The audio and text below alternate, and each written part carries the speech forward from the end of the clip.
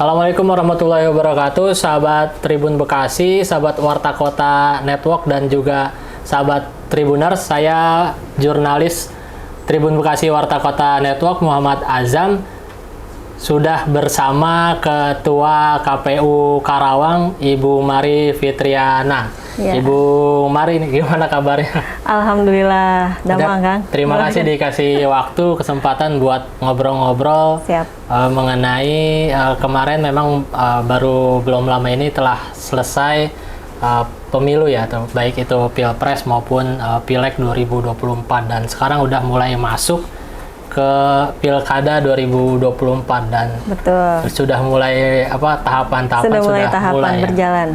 Kita akan tanya-tanya mungkin langsung aja nih Bu, langsung tanya-tanya mengenai tahapan Pilkada 2024. Siap. Oleh KPU Karawang, seperti apa nih tahap-tahapannya? Ya, kalau berbicara tahapan itu ada di PKPU 2 tahun 2024, memang sudah berjalan sebetulnya dari bulan Januari kemarin itu rancangan-rancangan gitu kan sudah disiapkan, dan untuk di bulan Mei ini kita sudah mulai memasuki tahapan rekrutmen badan ad hoc. Itu memang sangat berdekatan antara rekrutmen PPK dan PPS. Untuk di akhir April ini kita baru membuka pendaftaran untuk rekrutmen PPK. Dan nanti di awal Mei itu kita sudah mulai buka rekrutmen untuk PPS. Dan itu pun beririsan juga dengan tahapan penyampaian dukungan dari bakal calon perseorangan kan. Itu mulai tanggal 5 Mei KPU Karawang resmi membuka untuk penerimaan dukungan bakal calon perseorangan untuk pilkada di Kabupaten Karawang. Untuk selanjutnya itu sampai 20 Agustus ya mulai pendaftaran umum. Nah, kalau untuk pendaftaran bakal calon semuanya baik dari perseorangan dan dari partai politik itu di tanggal 24 Agustus nanti. Itu setelah proses tadi bakal calon perseorangan itu lulus seleksi administrasi, bukan seleksi ya, verifikasi administrasi maupun verifikasi faktualnya. Dukungannya apakah memenuhi kuota, kan sesuai dengan aturan itu 6,5% dari jumlah DPT yang kita gunakan. Hitungannya kemarin DPT pemilu 2024 itu 1.779.207, itu dikalikan 6,5%, sekitar 115 ribuan, dan itu harus tersebar di 16 kecamatan yang ada di Kabupaten Karawang. Untuk independen ini Bu, balik lagi terkait rekrutmen PPK PPS ini kan diputuskan untuk evaluasi total, atau maksudnya evaluasi ulang, tes ulang lah bahasanya. Nah, itu ada beberapa catatan nggak sih mungkin dari PPK PPS pada pemilu sebelumnya di Pilkada 2024 ini? Ya, jadi memang KPU RI ini kan memutuskan untuk seleksi terbuka gitu, karena memang begitu banyak persoalan lah itu kan di kabupaten kota yang terjadi, termasuk salah satunya di Karawang. Dan catatan-catatan kemarin saat pemilu 2024 itu menjadi catatan penting untuk nanti menentukan siapa saja yang layak menjadi PPK untuk Pilkada 2024. Kan kemarin kan seperti misalkan di 3 kecamatan ya, ada Pakis, ada Lemah Abang, ada Cikampek. Nah itu yang sudah kami berhentikan tetap 4 orang, itu secara otomatis mereka tidak bisa lagi menjadi penyelenggara di Pilkada 2024 maupun pemilu selanjutnya gitu. Jadi itu merupakan catatan yang penting lah untuk mereka. Lalu juga di PPS, beberapa PPS kemarin yang ada catatan-catatan gitu kan, teguran itu, lah yang masih masuk teguran gitu ya. Betul, itu menjadi juga penilaian, salah satu penilaian jika memang mereka mendaftar kembali gitu. Jadi selain proses secara normatif mereka mengikuti CAT dan wawancara, nanti ada track record dari mereka pun yang menjadi salah satu bahan pertimbangan kami untuk mengangkat mereka kembali menjadi PPK. Persentasenya ada angkanya berapa kayak PPK PPS yang masih dalam catatan teguran lah, belum sampai sanksi? Kalau 4 itu kan udah sanksi ya, penonaktifan. Kalau PPK itu adalah beberapa orang ya, selain yang kemarin sudah mendapatkan sanksi. Kalau yang menjadi catatan itu ada sekitar 10 orang. Dan untuk PPS itu ya lebih banyak lagi sih. Kalau untuk Sampai PPS puluhan ada. ya sekitar 20 orangan lah ada. 20 orangan PPS. Artinya bakal lebih memperketat dalam proses rekrutmen pilkada ini ya. Betul, betul sekali. Itu akan menjadi catatan penting lah, karena kan kami juga tidak mau kejadian yang serupa terulang gitu kan di pilkada ini.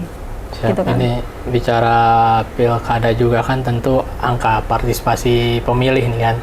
Mungkin di pemilu 2024 atau pilpres pileg kemarin kan meningkat ya angka partisipasi pemilih. Nah, untuk di pilkada ini sebelumnya berapa persen dan targetnya nanti di pilkada 2024 ini berapa persen gitu untuk partisipasi pemilihnya? Iya.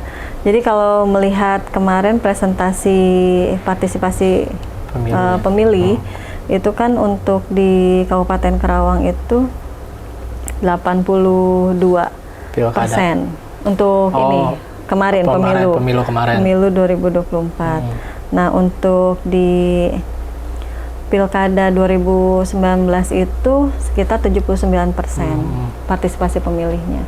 Nah, sebetulnya kalau dilihat dari perjalanan gitu kan, untuk meningkatkan partisipasi masyarakat itu kita untuk target di Pilkada 2024 itu mudah-mudahan bisa lebih dari 82%, mudah-mudahan gitu. Dan tentunya langkah-langkah sosialisasi gitu kan kepada basis pemilih, terus juga selain KPU yang melakukan, tentunya rekan-rekan badan ad hoc baik PPK maupun PPS juga aktif melakukan sosialisasi ke basis-basis pemilih gitu kan.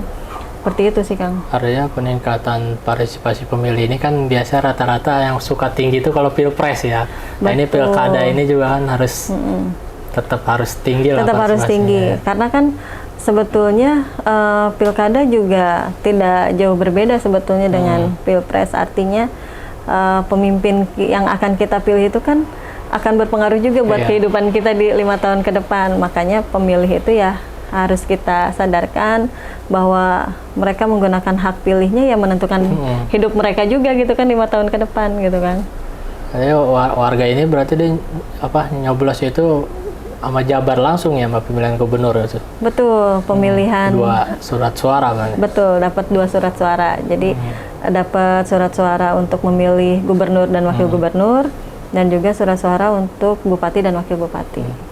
Jadi Bu Ketua, untuk upaya mendorong tadi itu angka partisipasinya apa aja sih yang dilakukan? Terus termasuk kan mungkin yang hak pilihnya yang baru pada ini kan, yang lulusan baru pada 17 ini kan, 17 tahun ini berarti kan nanti mungkin ada yang baru-baru juga kan? Betul, betul. Itu gimana untuk upaya-upaya agar peningkatan partisipasi pemilih sendiri? Nah, kemarin langkah-langkah yang sudah kita lakukan di pemilu 2024 itu nanti juga akan kami lakukan lagi gitu kan untuk pilkada 2024, Kang.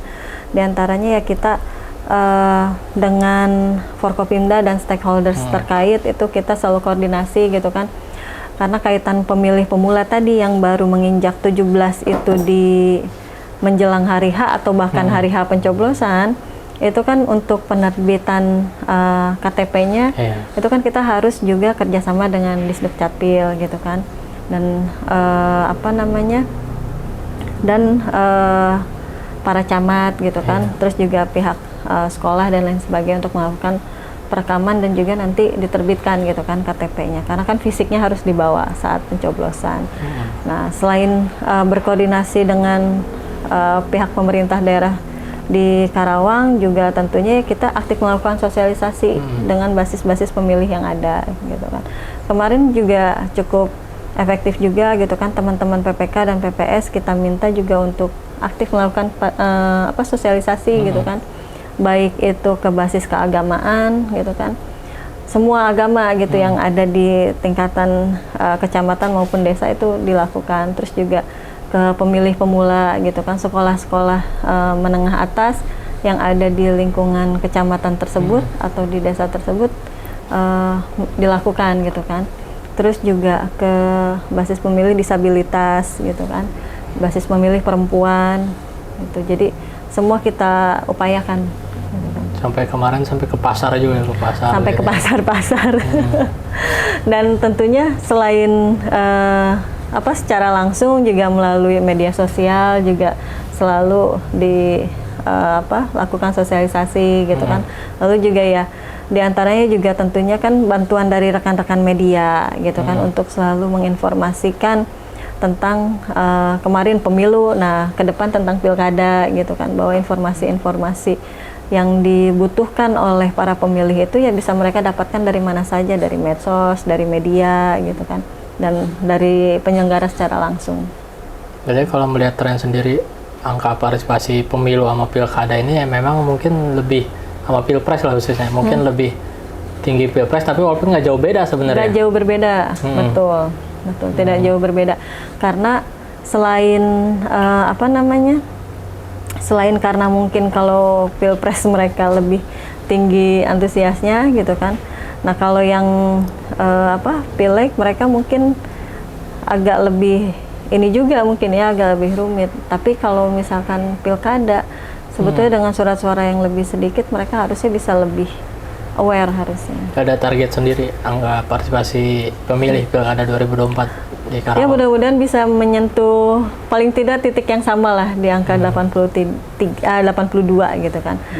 Mudah-mudahan bisa di atas itu, paling tidak di angka 82. Ya Ketua, ini terakhir nih mungkin dari harapan KPU Karawang mengenai pelaksanaan pilkada 2024 ini seperti apa, kemudian juga pesan bagi warga atau masyarakat Karawang terkait pilkada 2024, yaitu salah satunya mungkin kan angka partisipasi pemilih ini agar tinggi lah gitu di Karawang, seperti apa? Iya, siap. Tentunya harapan KPU Kabupaten Karawang tentunya sebagai penyelenggara, kami berharap semua tahapan bisa berjalan dengan lancar, dengan tertib, kondusif gitu, semuanya aman, nyaman, tidak ada permasalahan besar yang terjadi gitu. Dan tentunya semua masyarakat juga bisa menggunakan hak pilihnya dengan baik. Dan kami tentunya berharap agar masyarakat berperan aktif juga untuk selalu mengecek apakah mereka sudah terdaftar sebagai pemilih atau belum gitu kan. Nah kalau misalkan ternyata nanti setelah proses pemutakhiran data belum tercatat sebagai pemilih gitu di TPS-nya gitu kan, terdekat dari rumahnya, itu bisa langsung untuk menghubungi PPS gitu, petugas kami yang ada di setiap desa atau kelurahan. Jadi supaya para pemilih ini mendapatkan hak pilihnya lah, untuk dapat menggunakan hak pilihnya dengan baik. Itu terkait angka partisipasi mungkin, atau gambaran buat warga, masyarakat atau generasi Z yang baru untuk pilkada ini agar dia mau lah datang ke TPS, apa sih sebenarnya menjadi dorongan sebenarnya kalau dari KPU sendiri? Iya, nah dalam sosialisasi saya selalu sampaikan bahwa apa yang akan kita dapatkan gitu kan ketika kita menentukan pilihan kita gitu kan. Apa yang akan misalkan kaum muda gitu kan, ataupun kaum tua ataupun siapapun itu akan dapatkan gitu ketika memilih seorang pemimpin gitu kan. Nah tentunya kan jangan menilai sesuatu itu secara sempit gitu, tapi harus berpikir ke depan bahwa kebijakan-kebijakan yang para pemimpin kita itu lakukan itu mempengaruhi kehidupan kita gitu. Jadi ketika misalkan kita memilih orang itu hanya berdasarkan hal-hal yang tidak ideologis, hal-hal yang tidak idealis, nah itu kan nantinya ke depannya akan seperti apa gitu kan. Jadi untuk untuk kaum muda yang memilih gitu ya harus dilihat betul nanti track record para calonnya seperti apa gitu. Dalam menentukan pilihannya juga harus dengan bijaksana gitu, bahwa ketika kita memilih, kita menentukan pemimpin kita ke depan, pemimpin kita 5 tahun yang akan datang gitu. Nah kehidupan kita 5 tahun yang akan datang apakah lebih baik, itu ya tergantung pilihan kita, seperti itu. Khususnya di Kabupaten Karawang, karena kan eksekutif itu kan mereka mempunyai kebijakan kaitan regulasi gitu kan, kaitan anggaran gitu. Ketika misalkan anggarannya tidak dipergunakan untuk kepentingan rakyat, kan bagaimana gitu kan. Jadi itu sih yang sering kita sampaikan, bahwa mereka itu memilih ya harus dengan pertimbangan-pertimbangan ideologis gitu. Siap, tetap pilihan itu mempengaruhi hidup kalian, mempengaruhi kehidupan kita ke depan gitu. Dan terakhir ini juga jangan lupa datang ke TPS ya pada tanggal. Tentunya harus datang ke TPS tanggal 27 November 2024 hari Rabu. Harinya sama hari Rabu. Siap. Jangan sampai tidak datang dan jangan sampai tidak menggunakan hak pilih. Siap. Ini begitu sahabat Tribun Bekasi dan juga Warta Kota Network dan Tribuners.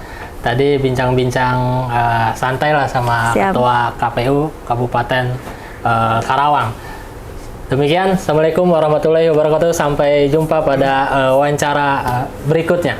Terima kasih. Iya Bu, makasih. Makasih banyak nih Kang. Jangan lupa subscribe ya.